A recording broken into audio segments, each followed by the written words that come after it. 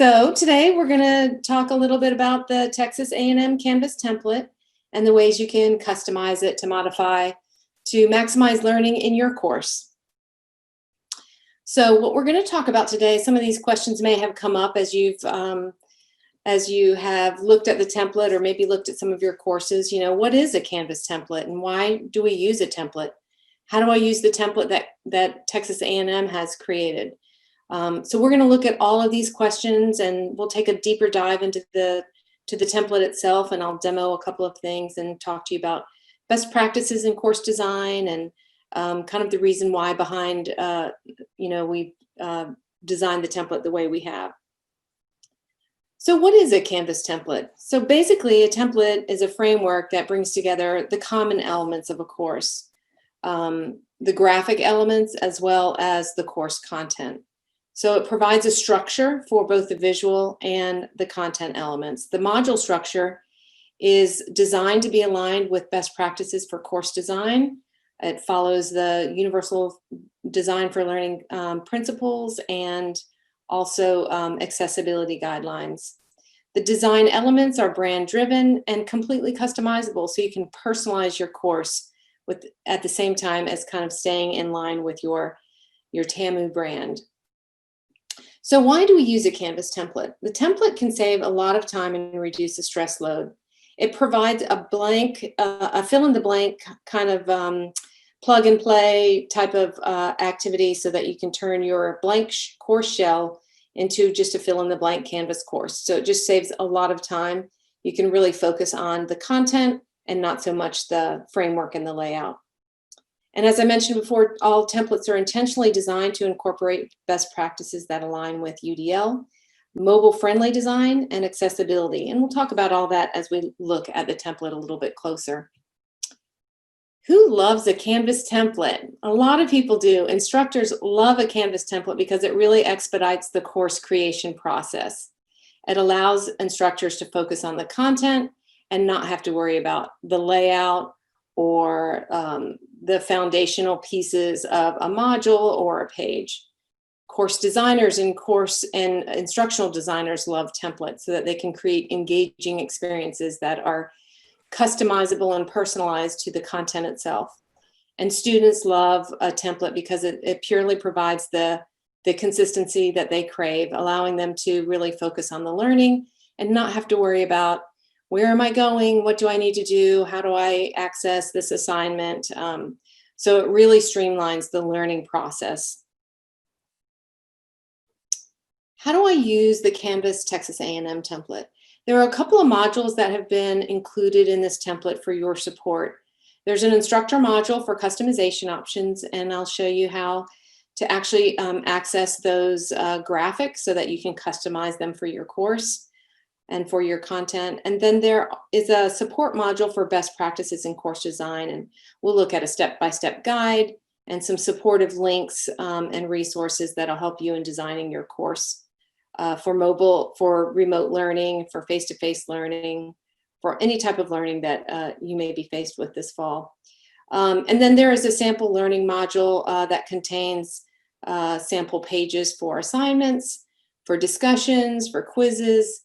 And these, again, just provide a guideline for how to organize a page, how to set up the structure, what to include in certain pages, what kind of information, how to set up the design of it and the layout.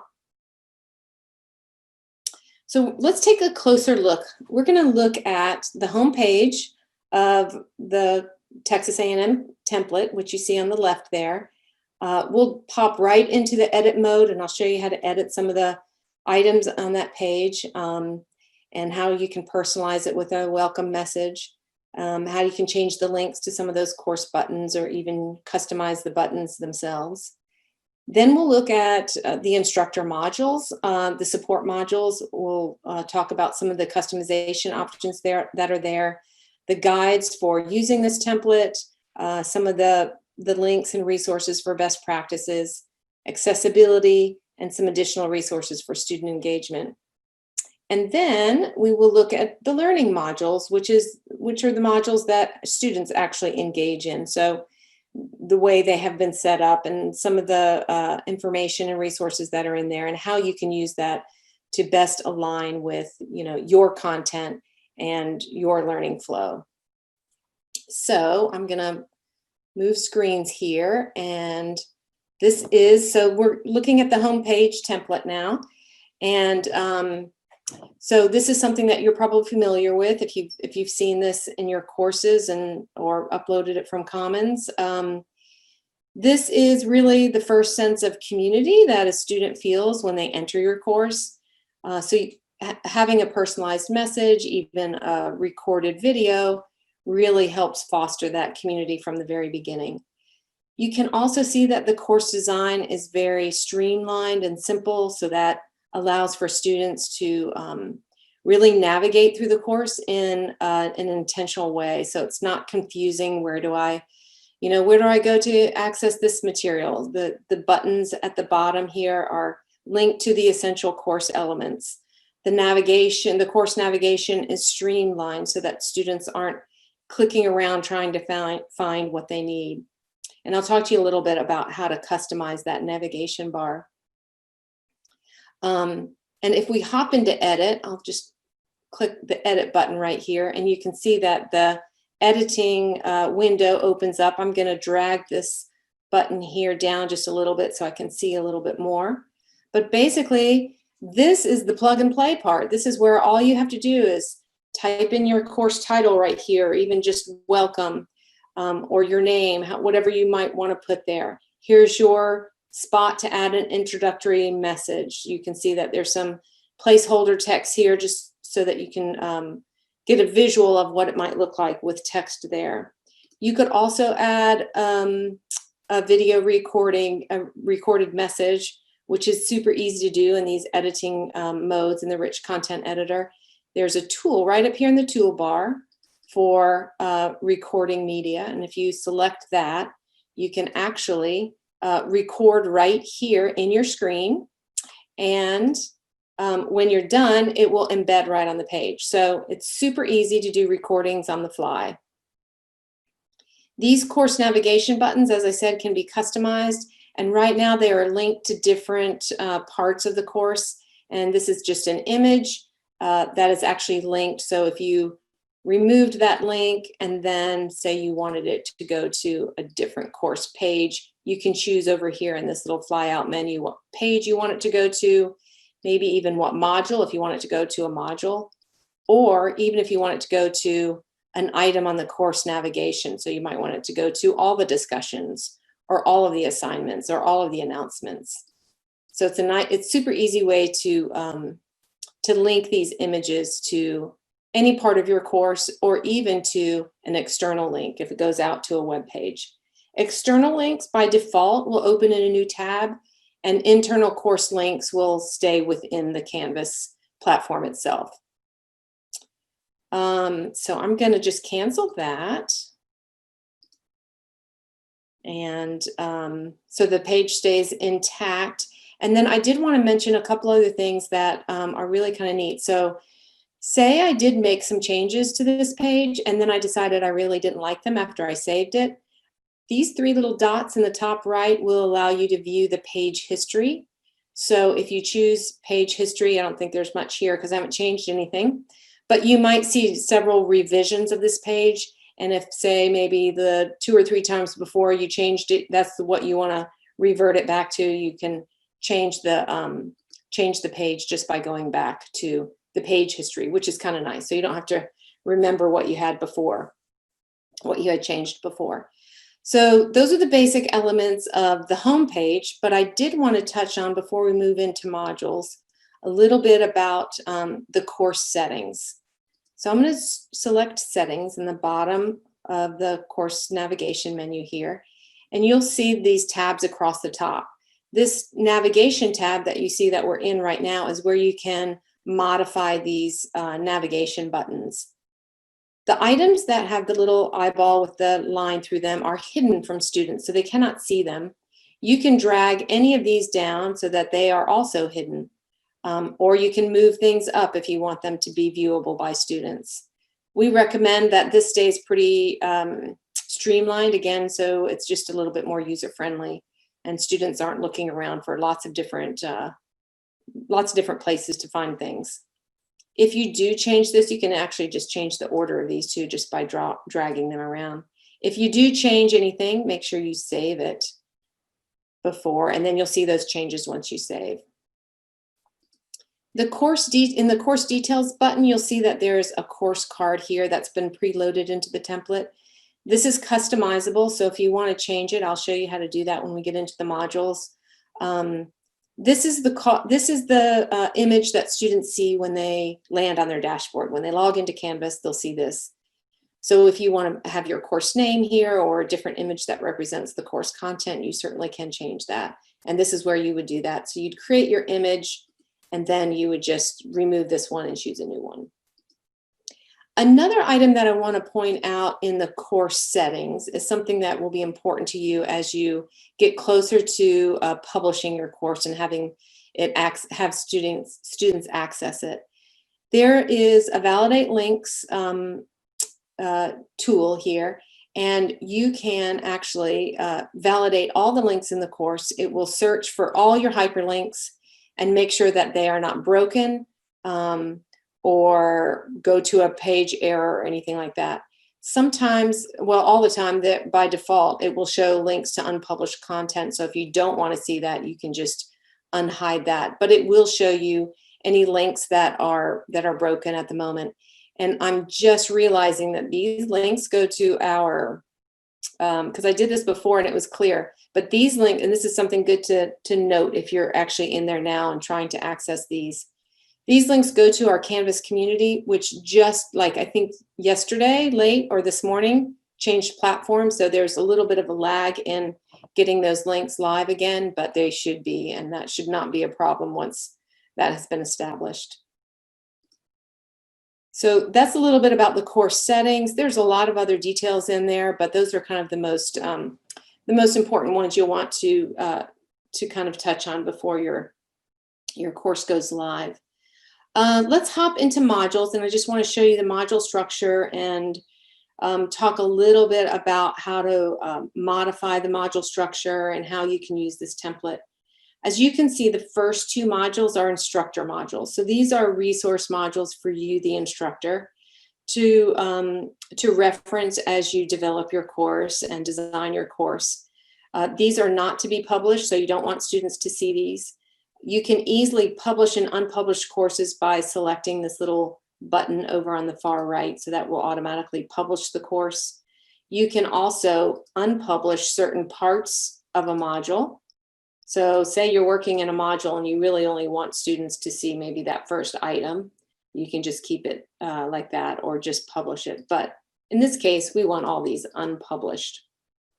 I'll talk a little bit about some of the pages in this module, but I just did want to touch on the point that there is a little introduction and how to customize. This page shows you where the links are to customize the actual buttons, and I'll do a demo on that in just a minute. And then these are just kind of quick guides for instructors on getting started with using Canvas. We have a pretty robust Canvas community and support system, but sometimes it's kind of nice to have these handy right in the course so you can quickly access them while you're building. The second support module here includes a how to use this template guide. It's just a step-by-step guide. And we'll open that up in just a minute and look at it too. This is a link to the Canvas course checklist, which you may be familiar with. It was on the website site. So this is a really important and useful tool that aligns with Universal Design for Learning standards, and just has a lot of really great resources and guides for best practices in course design. The nice thing about this is it really breaks course design down into foundational pieces, engagement, design. So you can chunk your process with just keep touching on the foundational pieces for now and then coming back to some of the other ones later. So that's a really great resource. There are a couple other links here. This takes you out to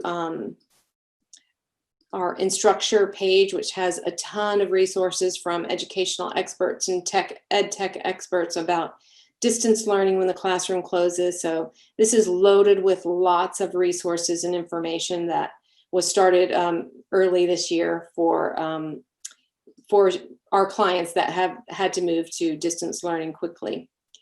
This link will take you to Canvas's general accessibility design guidelines and using the accessibility checker. I'll touch on some of those when we get a little bit more into the pages.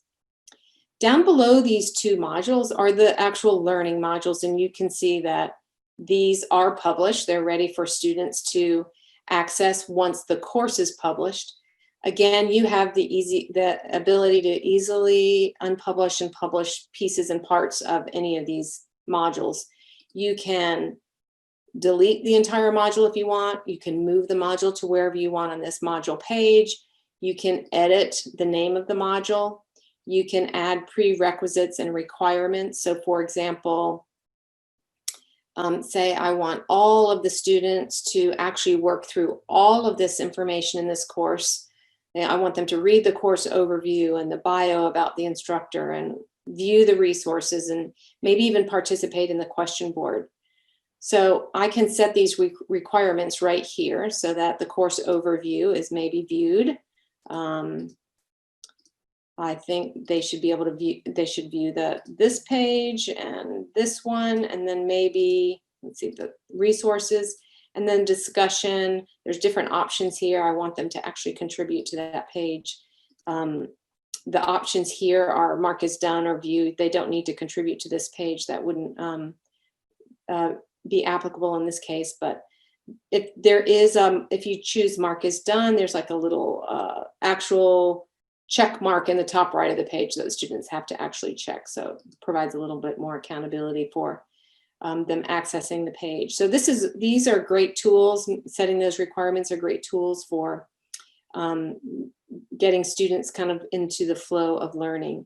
If you have an assignment or even a quiz in a module, you can actually set it so that students have to maybe score a certain point before they can even move on, or they have to contribute to the discussion board. They have to submit the assignment before they can move on. So there's lots of filters here on editing and modifying that module depending on the content that's in there.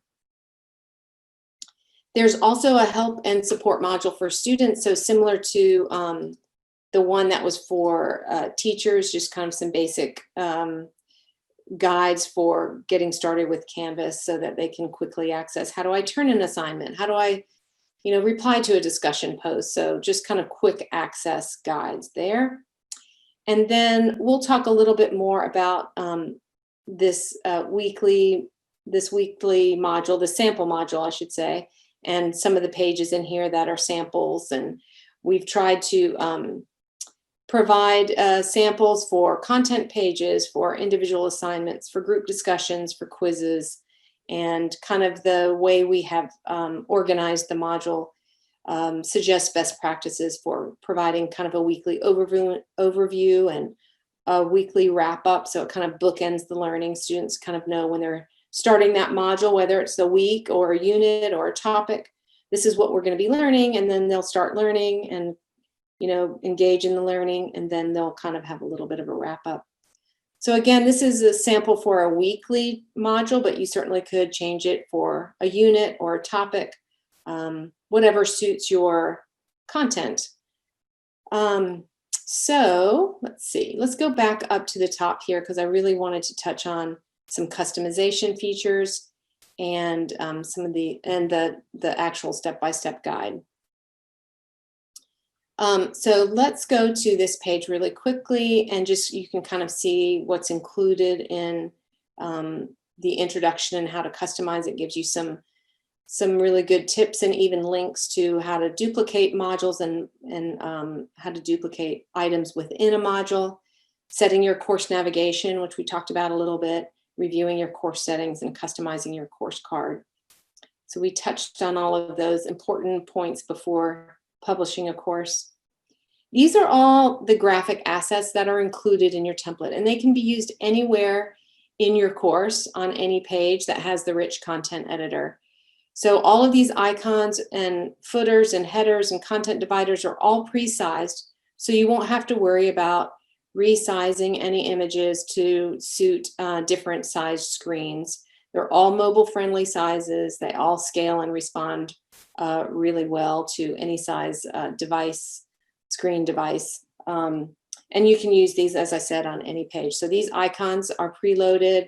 Here's a header that can be preloaded at the top of the page, a footer that indicates, you know, kind of hit that next button when you're done at the bottom of the page and keep moving.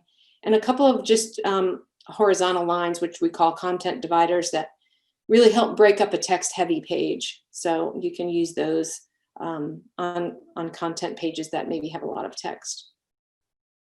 These are instructions on how to customize the buttons and banners, but I'll show you really quickly how to do that. It's super easy.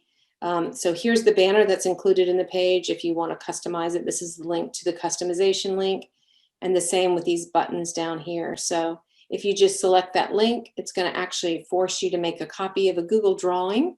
So this will actually, if you have a Google Drive account, it will have you log into your Google Drive, and this drawing will now be yours in your Google Drive.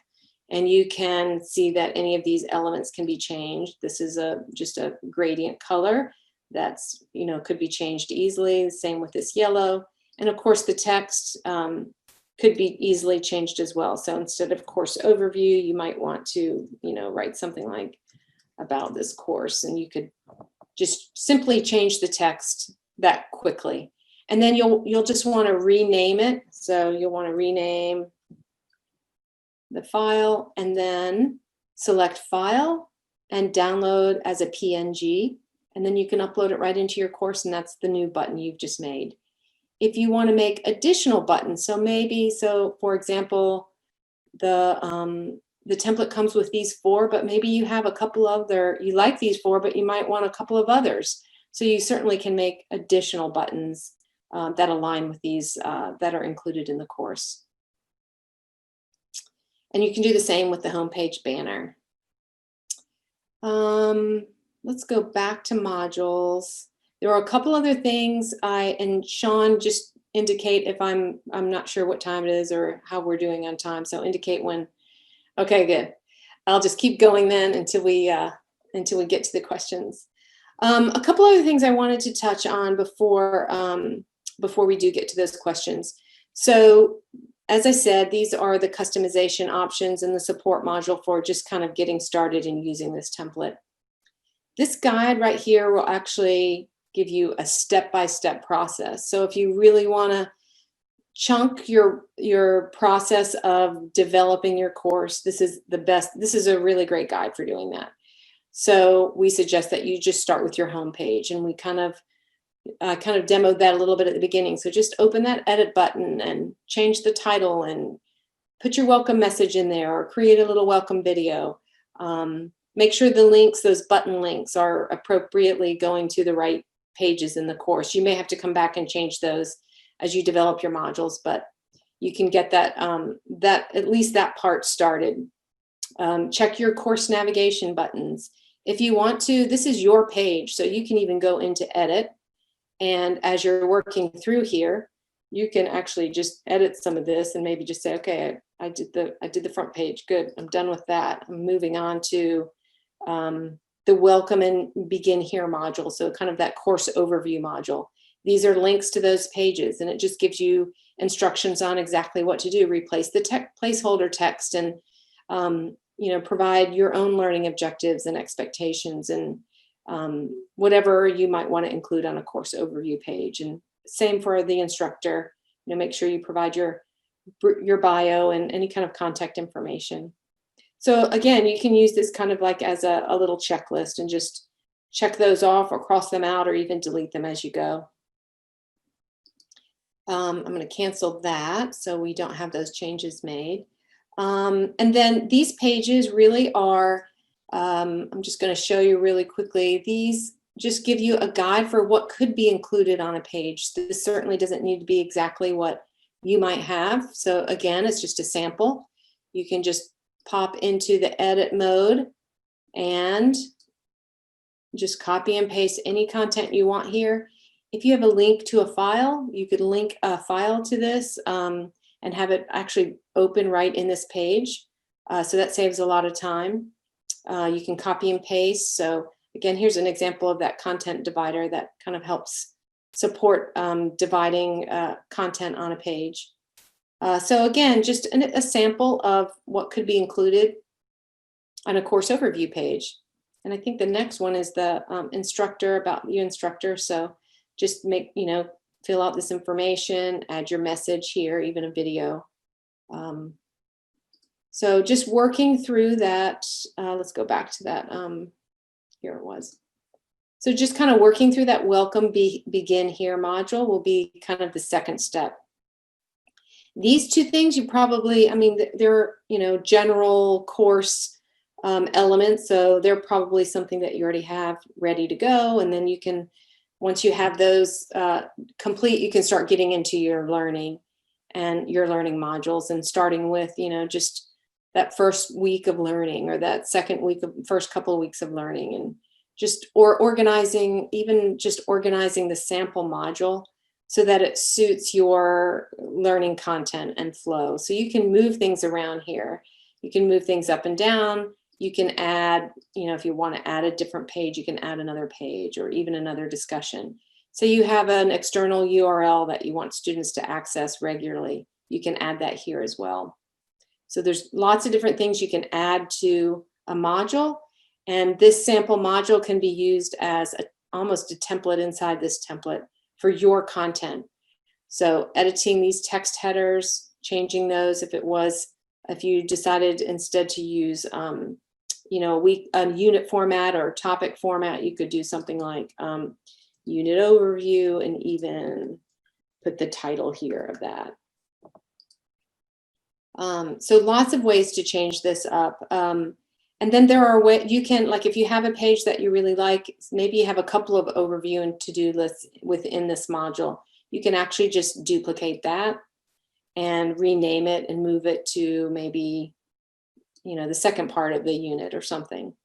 You can actually duplicate the entire module. A module that has a quiz in it cannot be duplicated. So you can't see the duplication tool here, but what I usually suggest instructors to do is to create a module. I'm going to go scroll back up to the top and just add a module that is, I just use it, you usually call it sample quiz, or you can just call it, other content or other materials, whatever, keeping it unpublished. I'm just going to drag this quiz down into that sample quiz module. And now I can see the duplicate feature. So I can duplicate this entire module. So once I have the structure of this module set up the way I want, and again, this is just a guide, so you can change it to however you want, then you can just keep duplicating for every week or every unit or every topic. And it just really makes it easy in developing and designing the content. One last thing I just want to mention, these support modules at the top, once you kind of get into the design and development, and you may not need these resources on a regular basis or every day, or you just want to refer to them when needed, you can move these to the very bottom. So selecting these three dots in the top right, I just want to move this module all the way to the bottom. And I think I want to move this other one to the bottom as well.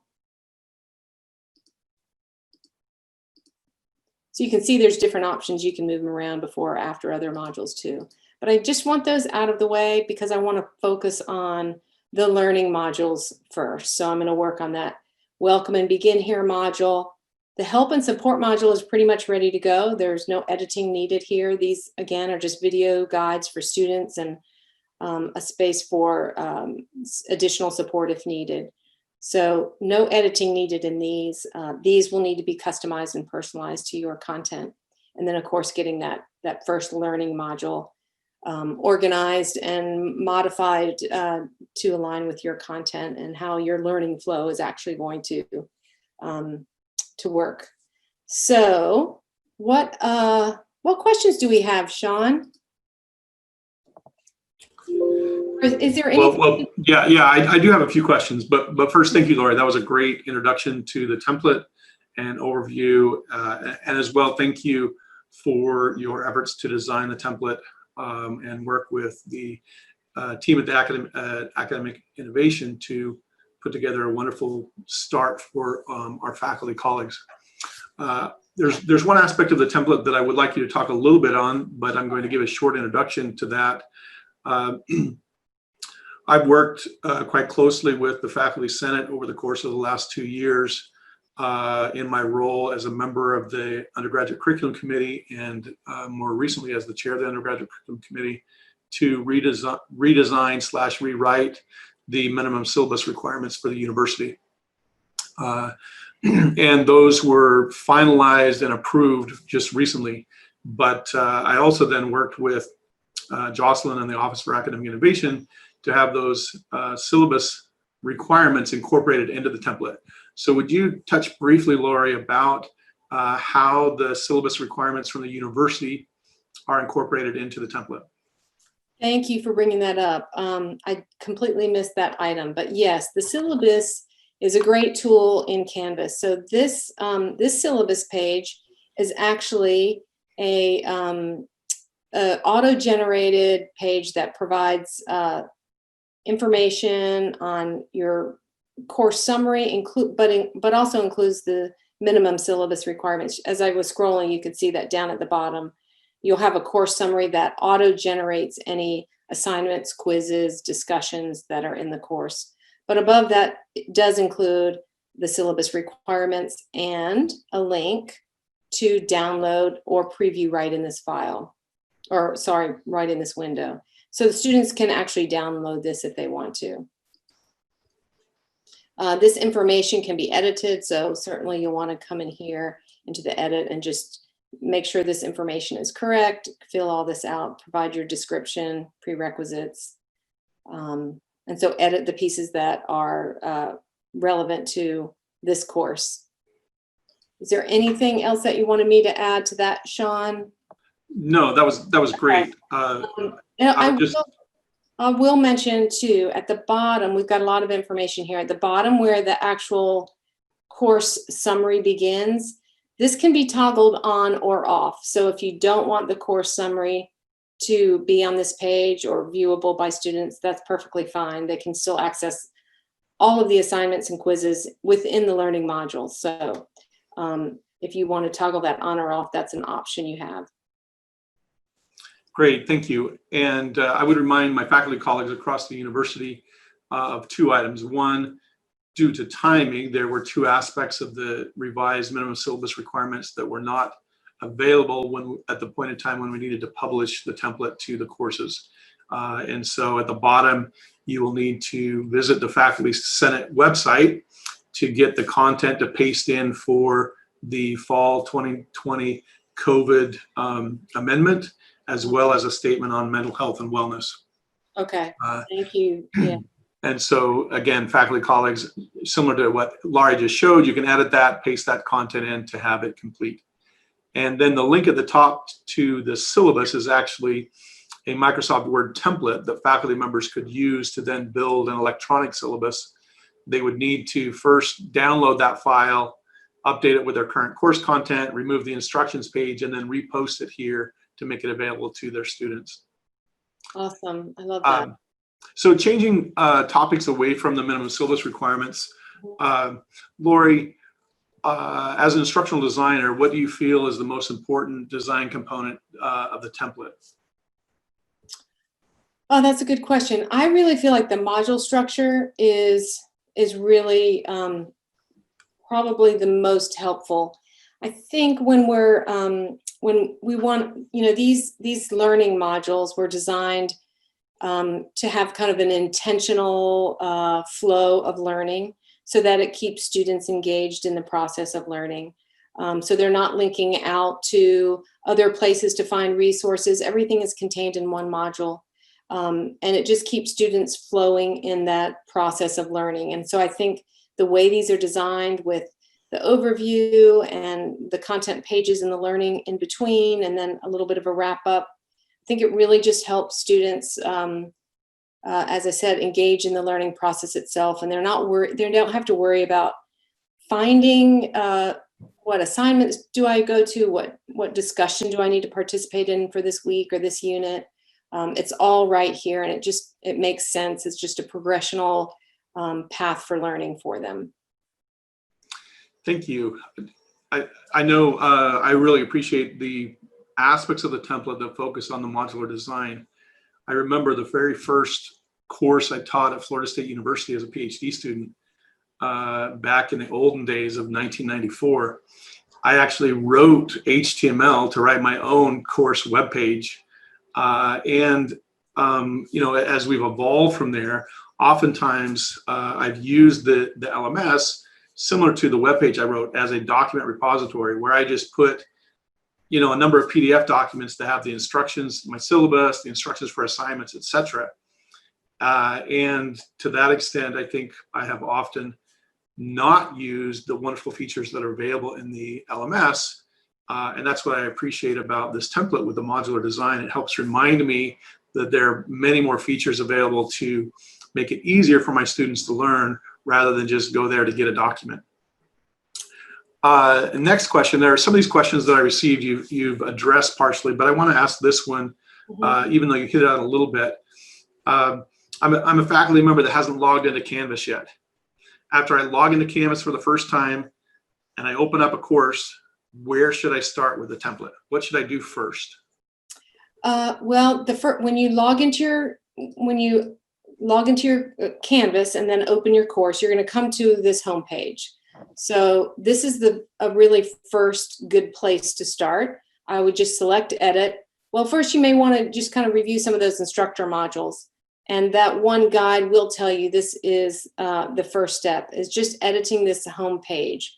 So getting this personalized for your content and for your learners is what you want to do first. So, you know, change the title, put a welcome message here, put your, or a welcome message here, sorry, or even a video if you want to. Make sure these course navigation links go to the appropriate places. If you need to change those, you can. That may come later as you begin developing your modules, and it might change a little bit. But I would work on that first page, and then I would go to this instructor module that has this step-by-step guide, because this really will give you, okay, this is the first thing I need to do. Start with that home page, and then work on that welcome begin here module. If you have just those two done, you'll start getting into the flow of learning about Canvas and all the things that it can do. You'll start feeling comfortable with that rich content editor, getting familiar with all the tools across that toolbar. All the amazing things that you can do in that editing toolbar is just incredible. I mean, I would even encourage an instructor to just create a sample page on their own and just kind of play around with all of these things. You know, the headings are already set up for you. We recommend that you follow these heading guides for accessibility. There's a lot of text formatting that you can have here, you know, alignments, bullets, indentations, of course, all the links, images, and then external tools. There's tables, which are really nice to provide on a page for different things. So yeah, I think just getting familiar with these editing features, starting with that home page, and just, you know, just kind of the basics of page design and content development.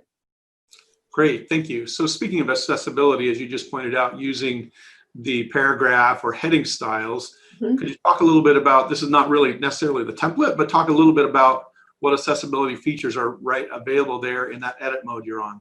I'm glad you brought that up too, because that is an important part of designing a course. You certainly want all of your content accessible to all learners. And so Canvas makes it really easy to identify any issues that may come up that are not accessible.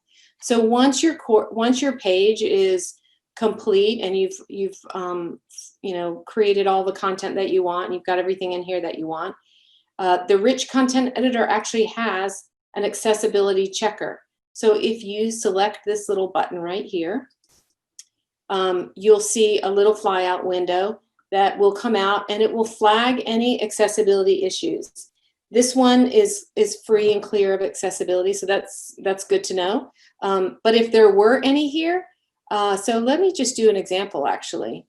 Let's let's change let's just change the heading structure for a minute.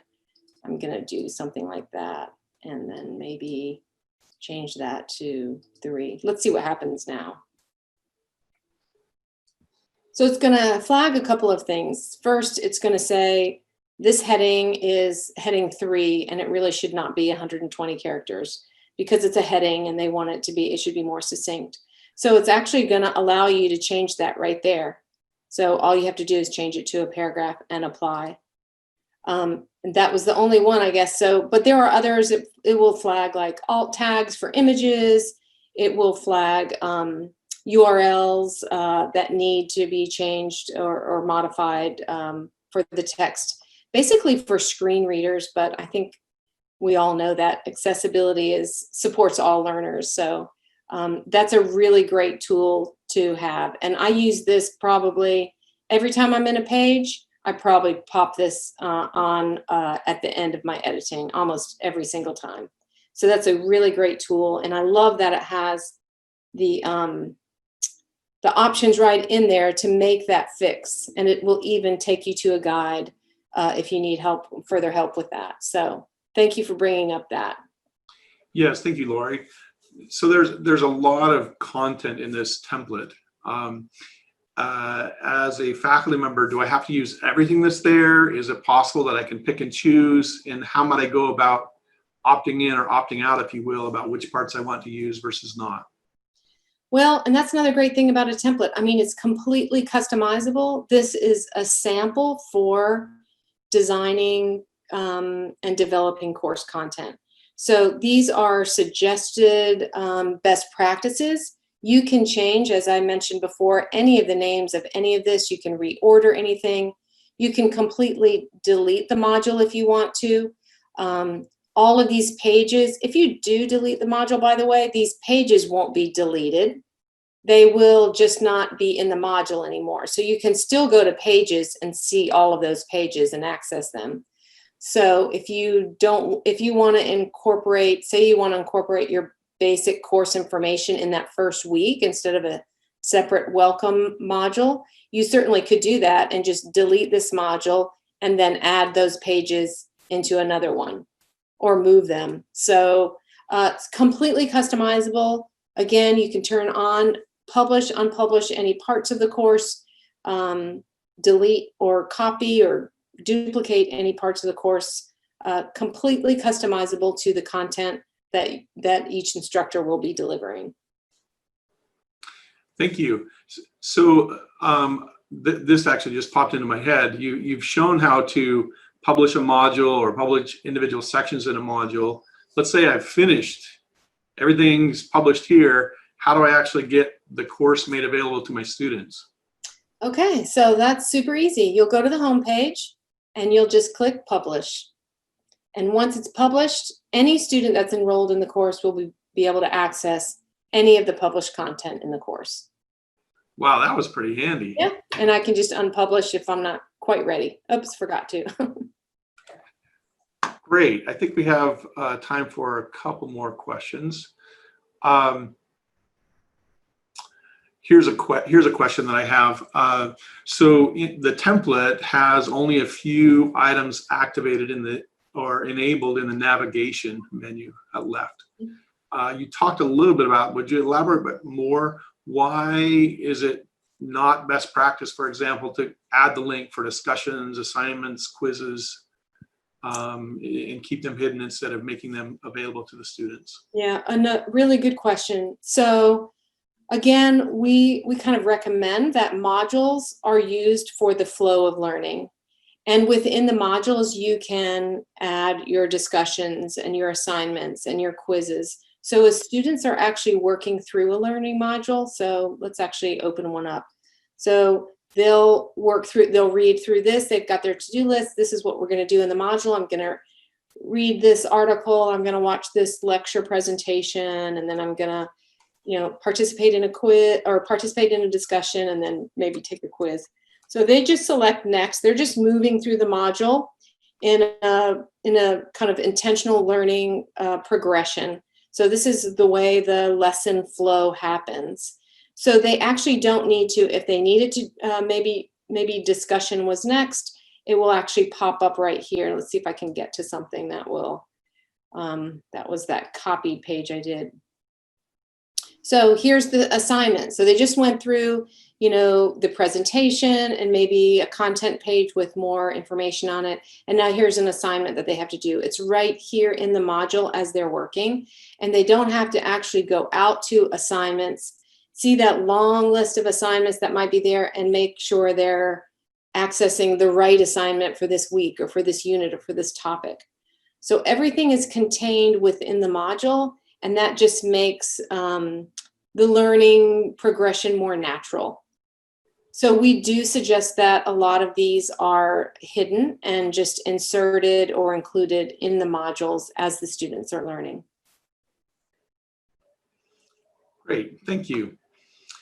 So this is one that I'm just going to ask you, that I'm making up this question actually. What is your favorite feature of the template? Oh, definitely the customization options. And that's probably just because of my background, but I don't know. I love the idea of a student entering my course and feeling like it's my classroom, like this is my community. I want you to feel at home here, and I want it to have a little bit of personality. So even though I want my template aligned with the branding of my school, or streamlined so that it does follow the best practices that the template suggests, but I still want a little bit of personality. Like I might like adding that little welcome message, or maybe changing the colors of a couple of items, or adding a couple little images that just make it more personal. And I think that students, you know, receive or just are a little bit more engaged when they have a personal experience or a personal connection with a course, particularly if it's online.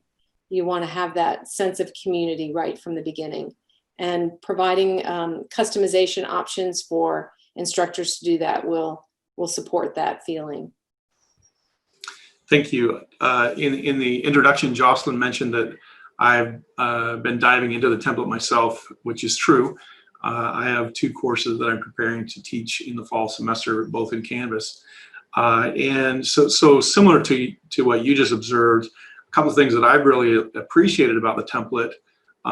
One is the customizability, but there were a couple of things as I was working through. I can't even remember now if it was the getting started document that you entered, page that you entered, or if it was in the graphics page. But one of the pages was really useful in that it mentioned that when you are in the rich content editor and go to insert an image, there's actually access to a very large set of images that are in the public domain that you can search through. It's called Unsplash, and insert into your content. So I appreciated that because I'm often in my classes trying to find the right graphics or images and add, and I want to make sure that I'm aware of copyrights and using things with permissions, etc. So that was a nice tip for me in using the, there we go, using the template as a guidance.